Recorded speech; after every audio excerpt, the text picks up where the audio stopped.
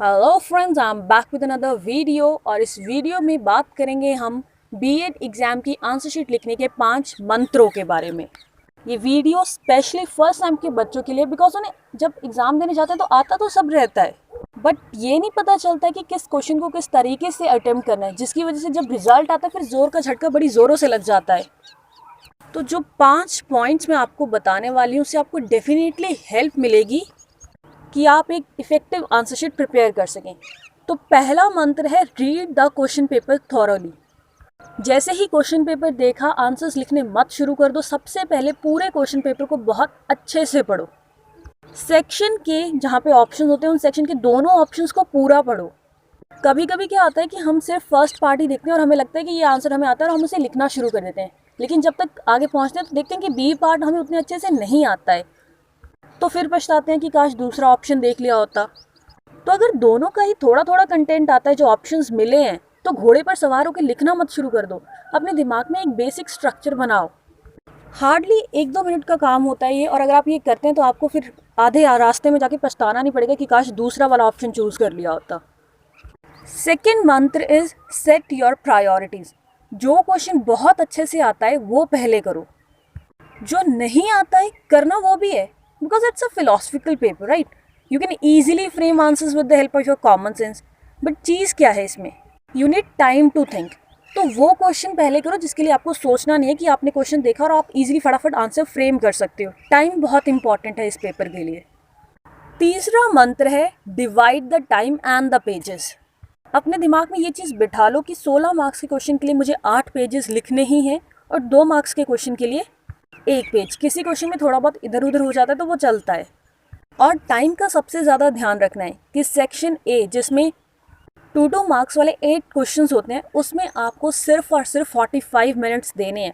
उससे ज़्यादा 1 मिनट भी नहीं देना है। जैसे ही 40 मिनट पे अगर आप पहुंचते हो और आपको लगता है कि आपके अभी भी आंसर्स बचे हुए हैं तो उसे शॉर्ट करना शुरू कर दो। 2 मार्क्स के क्वेश्चन में अगर आपने बहुत ज़्यादा भी लिख दिया तो आपको 3 नहीं मिलने वाले, 1.5 मिलेगा, 1 मिलेगा या 2 मिलेंगे, इतना ही मिलेगा।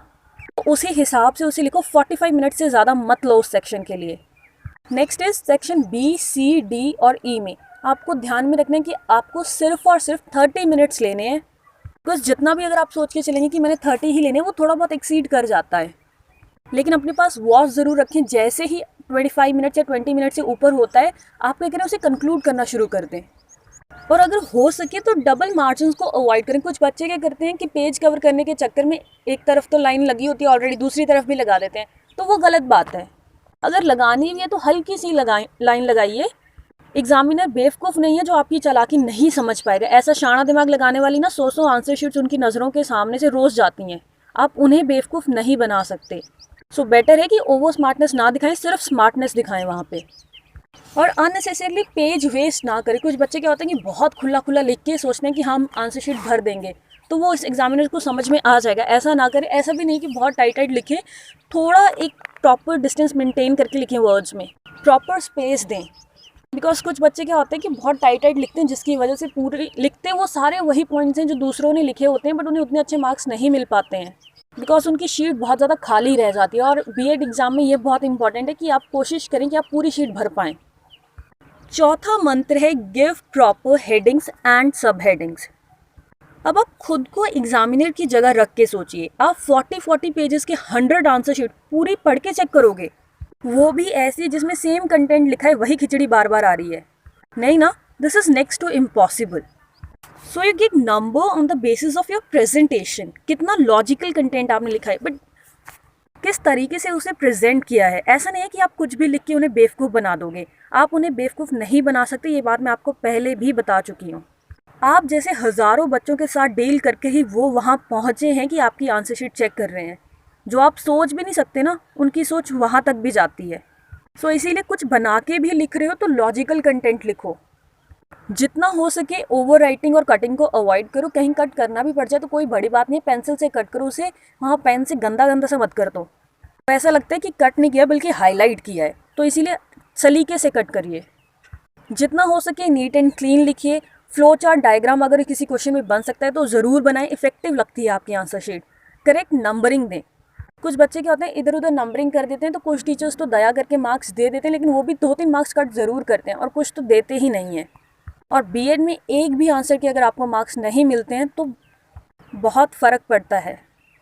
अंडरलाइन करें इम्पॉर्टेंट वर्ड्स जो आपको लगते हैं, उन्हें अंडरलाइन करिए। कभी भी नया सेक्शन लास्ट के 2-3 लाइन से शुरू मत करिए। जैसे कि आपने कोई सेक्शन कंप्लीट किया और लास्ट में 2-3 या 5 लाइंस बचते हैं, तो वहाँ से नया सेक्शन शुरू मत करिए। हमेशा नेक्स्ट पेज से नया सेक्शन शुरू करिए और कोशिश करिए कि वो जो आपने पिछला क्वेश्चन लिखा है उसे थोड़ा एक्सटेंड कर दीजिए और पूरे पेज पर ले आइए।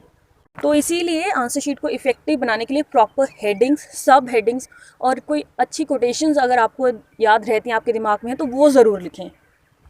5वां और बहुत ज़रूरी जो मंत्र है वो है अटेम्प्ट ऑल द क्वेश्चंस। एक ही क्वेश्चन में अगर आप 45 मिनट लगा दे रहे हो, उसे बहुत अच्छे से लिख रहे हो, मैं सच बता रही हूँ, आपको उसका कोई फ़ायदा नहीं होने वाला। स्मार्ट वर्क करो। Examiner is not your friend, not your family member. उसे नहीं इंटरेस्ट है ये जानने में कि आपने कोई टॉपिक कितना अच्छे से प्रिपेयर किया है। उन्हें मार्क्स देने हैं उस बेसिस पर कि आपने कितने क्वेश्चन अटेम्प्ट किए हैं। 16 मार्क्स का क्वेश्चन होता है जिसमें नंबरिंग 8 to 13 तक में ही मिलती है। कुछ ओके टाइप्स लिखा है तो 8 मिलेंगे, बहुत अच्छा लिखा है तो 13 या 14, इससे ज़्यादा एक्सीड नहीं करते हैं मार्क्स। तो आप खुद ही दिमाग लगाइए, अगर एक क्वेश्चन आपने बहुत अच्छा लिखा है तो उसमें 13 मिले हैं, लेकिन 2 क्वेश्चन ओके टाइप्स लिखे हैं तो उसमें आपको 16 मिल जाएंगे, या हो सकता है उससे भी ज़्यादा मिल जाएं। तो इसीलिए दिमाग में बिठा लीजिए कि कोई भी क्वेश्चन आपको छोड़ना नहीं है, भले ही वो 2 मार्क्स वाले हों, भले ही वो 16 मार्क्स वाले हों। और अगर कोई क्वेश्चन नहीं भी आता है तो भी आप उसे लिख सकते हैं। आपने इतना सारा उस पेपर के लिए पढ़ा है और ये एक फिलोसफिकल पेपर है, ऐसा नहीं है कि कोई टेक्निकल टर्म्स ही आपको लिखनी है। एक टॉपिक का कंटेंट दूसरे में इजीली आप यूज़ कर सकते हैं, थोड़ा सा अगर आप कॉमन सेंस लगाएं तो।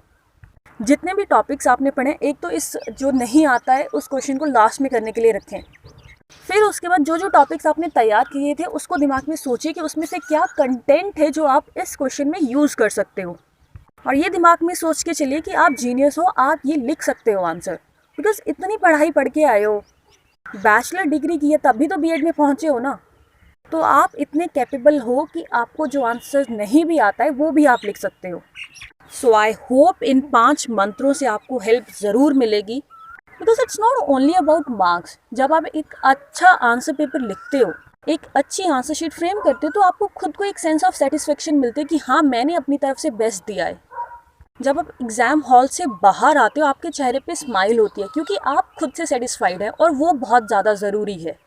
तो अपनी खुशी के लिए एक अच्छी आंसर शीट फ्रेम करिए। जब आप खुद खुश होंगे तो एग्जामिनर तो खुश हो ही जाएंगे। और अगर वीडियो इन्फॉर्मेटिव लगी हो तो शेयर ज़रूर करें अपने फ्रेंड्स और क्लासमेट के साथ, बिकॉज कर भला तो हो भला। Thank you and stay connected for more videos.